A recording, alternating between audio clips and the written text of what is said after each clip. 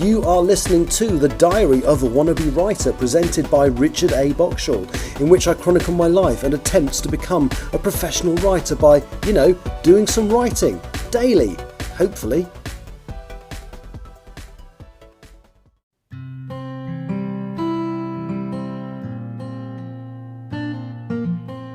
Hello, it's Saturday the 29th of June 2024. You're listening to The Diary of a Wannabe Writer.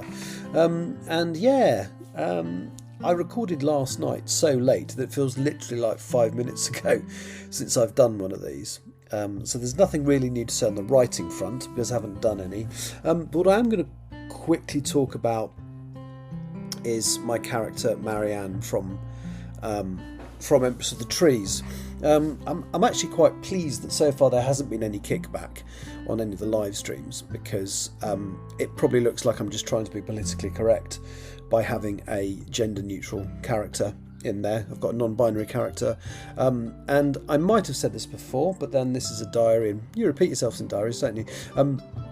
The reason I created Marianne, the character, was because I wanted, well, initially, if I'm honest, they were meant to be a trans woman, and I wanted to see if, to get myself comfortable with using she pronouns for a trans woman, and which sounds awful, doesn't it? But the reality was, as soon as I started writing, I thought of the character as a she, even knowing that they were a trans woman. So it became apparent to me very quickly that that wasn't an issue I needed to deal with, that I do see a trans woman as a woman. So, given that the whole point of the character was to educate me, I kind of thought, well, let's do something a little, let's change their backstory a little bit, and make them non-binary, and therefore use they and them no pronouns to describe them. And of course, most of the time, when you're having a direct conversation with someone, you're not going to use their pronouns, you're going to use their name. It only tends to be if you're talking about them that you would use the pronouns. So you wouldn't go up to someone and say, hey, I saw you, they, them, walking into the bathroom.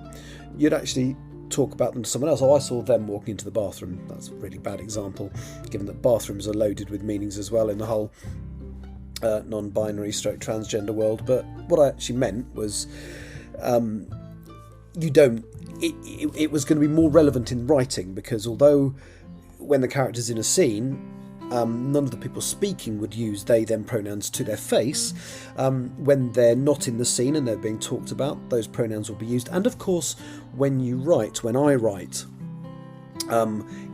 if it was like oh, what on earth are you talking about? They said instead of she said or he said. So it got me used to using those pronouns, and I still make mistakes. I mean, one of the most common errors I'm finding when I'm editing is that I'm referring to Marianne as she sometimes, which if I'm going to gender them, it feels like the right one, because bear in mind their original backstory was that they were a trans woman and therefore should be referred to as she.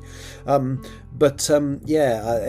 is a common mistake that I'm picking up in the editing, because when I write quickly I don't always think, and it kind of has underlined to me how important it is to get pronouns right, because it is just a mark of respect for the person that you're talking about, because as I said, you very rarely will use a pronoun in front of them unless you kind of are talking to someone else about them in front of them, which I guess doesn't happen very often. It might happen at, parents' evenings at schools, or if somebody's giving a review of your performance in addition to your boss. But yeah, and it is interesting because Marianne was meant to be literally just a tertiary character there to help me getting used to using these pronouns, and they just became important into the story. They kind of forced their way in, and it's interesting.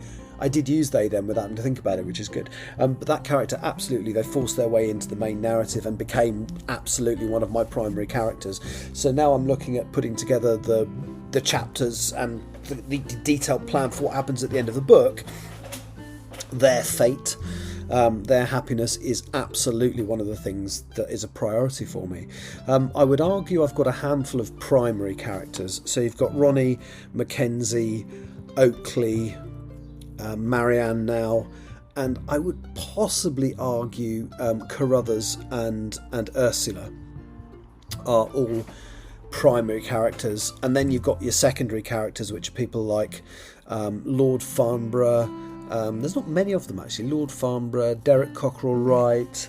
Are there any others? I think they are the main tertiary, secondary characters. Oh, and some of the army characters. So Barrera, Captain Greening, maybe Vickers. Adrian Vickers probably counts as a primary character now, actually, and he wasn't intended to be an important character either.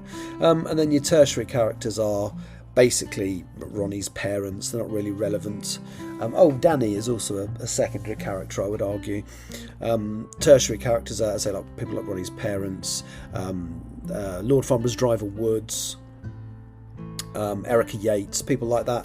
But I have kind of realised that I've got something coming up which I'm calling the chapter of death, which is a very cheerful chapter because in the narrative of the story, basically, humanity doesn't do what it needs to do to save itself, and the trees decide that they are going to effectively exterminate us as a race with a few designated survivors, which are primarily some of my primary characters. And there's a chapter, I've got a chapter which I've referred to a friend of mine as the chapter of death, where I just effectively show how some of the secondary and tertiary characters die. So people that hopefully you've got a little bit of investment in, like Ronnie's parents, Derek Cockerell Wright, Teresa Burke, some of these people that have been there throughout the story. So I've basically, it's just going to be Carl Tucker I think has become a primary character. Anyway, how these characters die is going to be quite important.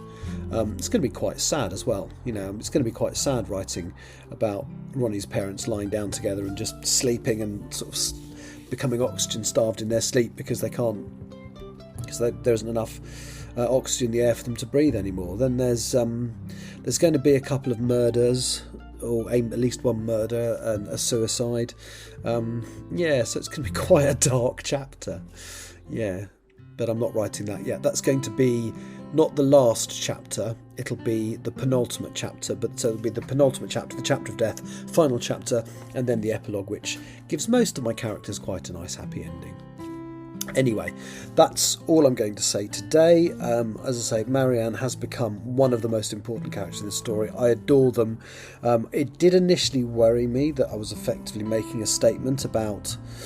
it doesn't matter, I've talked about this before. It doesn't worry me. I love the character. They are so important to the story. And as I say, they are going to get one of the happy endings in the piece.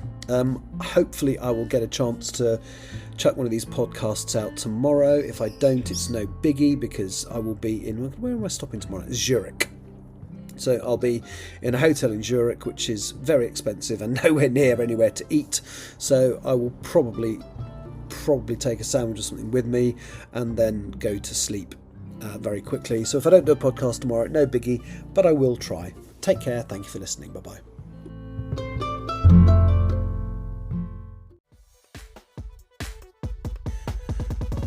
You have been listening to The Diary of a Wannabe Writer, presented by Richard A. Boxall. Thank you for tuning in to my random ramblings, and if you'd like to know more about me or my projects, visit my link tree at linktr.ee/Richard Wright, capital R, capital W. Thank you for listening.